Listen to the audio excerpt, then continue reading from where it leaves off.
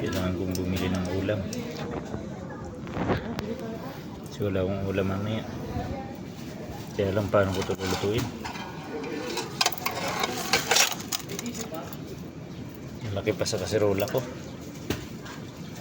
Tayo na po talaga doon sa ayun na wala yung binili. Dinibidyo ko, baka umalis eh. At least may iwan man lang.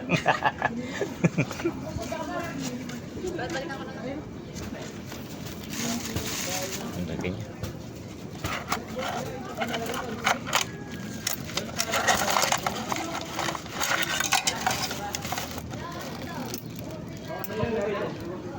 Ito yung lalaki ko. Pero ang laki ng sipit niya.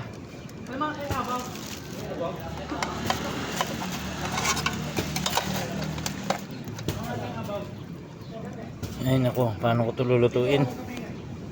Alam mo, gilingin ko pa to para lang magkasya rito. Alam ko na. Babalian ko siya. Baliin ko yung kamay. Hatiin ko yung kanyang katawan. Chop-chopping ko na para magkasya lang. Ang laki niya kasi oh. Ito yung lalaki ko. Ito yung sipit niya oh. Kapiraso lang yung ano ko. Ang laki niya. Hindi magkasya sa lutuan ko. Ano ba yan? Ang problema pa ako.